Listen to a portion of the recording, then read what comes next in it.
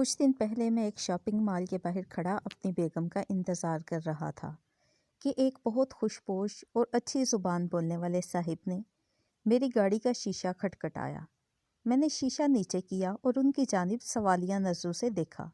انہوں نے بہت محبت سے مجھ سے ہاتھ ملایا اور اپنا تعارف کروایا۔ آئی ایم طیب، کیا ہم آپ سے بات کر سکتے ہیں؟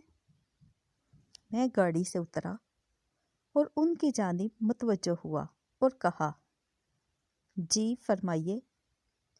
طیب خان ہے میرا نام، میں 78 سال کا ہوں۔ میری کچھ خواہشیں ہیں، کیا آپ پوری کر دیں گے؟ میں نے بھی کچھ ویسا ہی سوچا جیسا اس وقت آپ سوچ رہے ہیں۔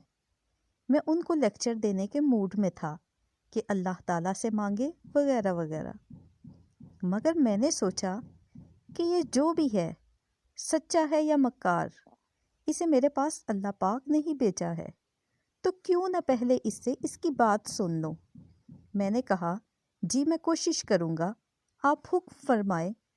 ان کے چہرے پر ایک حیرت اور خوشی کے ملے جلے تاثرات ابھرے۔ انہوں نے کہا، کیا واقعی آپ کوشش کریں گے؟ میں نے انہیں یقین دلایا اور تحمل سے ان کی بات سننے کے لیے ان کی جانب متوجہ ہوا۔ میں ایک ٹیکسٹائل مل کا مالک تھا۔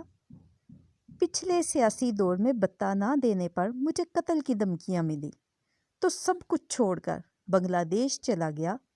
وہاں گارمنٹس فیکٹری لگا لی۔ کچھ عرصہ تو سسٹم ٹھیک چلا، مگر پھر مجھے میرے بنگالی پارٹنر نے دھوکہ دیا اور مجھے نہ صرف وہاں سے بھگا دیا بلکہ میرا سب کچھ کھا گیا۔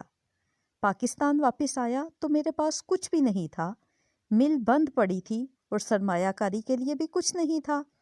بڑے بیٹے نے مل اپنے نام کروائی اور مجھے گھر سے نکال دیا۔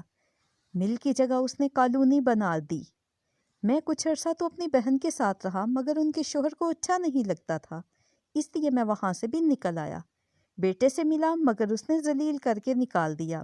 پھر میں ایک مسجد میں گیا اور وہاں کے امام صاحب سے مسجد کی خدمت اور بچوں کو پڑھانے کی درخواست کی اور رہنے کے لیے جگہ مانگی تو وہ مان گئے۔ 4 سال سے وہی ہوں۔ کبھی کبھی دل چاہتا ہے کہ بن ٹھن کر نکلوں اور کافی پیوں۔ میں دن میں 3 کپ کافی پیتا تھا۔ کافی کا مجھے جنون تھا۔ اب جب بھی کبھی 1-2 ماہ بعد دل کرتا ہے تو اپنی واحد پوشاک یہ کپڑے پہن کر یہاں آتا ہوں اور کسی ایک شخص کو جو مجھے اللہ والا دکھتا ہے میں کافی پلانے کی درخواست کرتا ہوں۔ مان جائے تو اللہ کا شکر ادا کرتا ہوں اور نہ مانے تو واپس چلا جاتا ہوں۔ کیا آپ مجھے کافی پلا سکتے ہیں؟ میں زمین سے جیسے چپک کر رہ گیا۔ میرے رونگٹے کھڑے ہو گئے تھے، آنکھیں نم تھی۔ میں نے ان کا ہاتھ تھاما اور بیگم کو فون کیا کہ وہ میرے فون پر ہی لوٹے، کیونکہ میں ایک دوست کے ساتھ کافی پینے جا رہا ہوں۔ پاس ہی گلوریا جینز کے کیفے پر لے جا کر میں نے طیب صاحب کو ان کی پسند کی کافی اور کیک کھلایا۔ انہوں نے 2 مگ پیے۔ ہم نے مزید باتیں نہیں کی اور خاموشی سے کافی پینے کے بعد باہر نکل آئے۔ میں نے ان کو مسجد تک چھوڑنے اور ان کی کچھ مالی امداد کرنے کی اجازت چاہی تو بولے، تاثیر صاحب اب اور کوئی خواہش باقی نہیں رہی، اللہ پاک آپ کو بہت زیادہ عطا فرمائے، آمین۔ مجھ سے مصافحہ کیا اور چلے گئے۔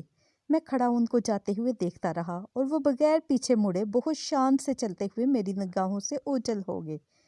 کسی کی خواہش کی تکمیل کے لیے سوچا نہ کریں اور ہر کسی کو لیکچر نہ دیا کریں۔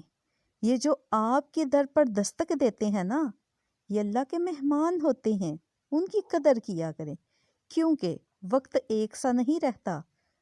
پوری تحریر سننے کا شکریہ۔ اللہ ہمارا اور آپ کا حامی و ناصر ہو، آمین یا رب العالمین۔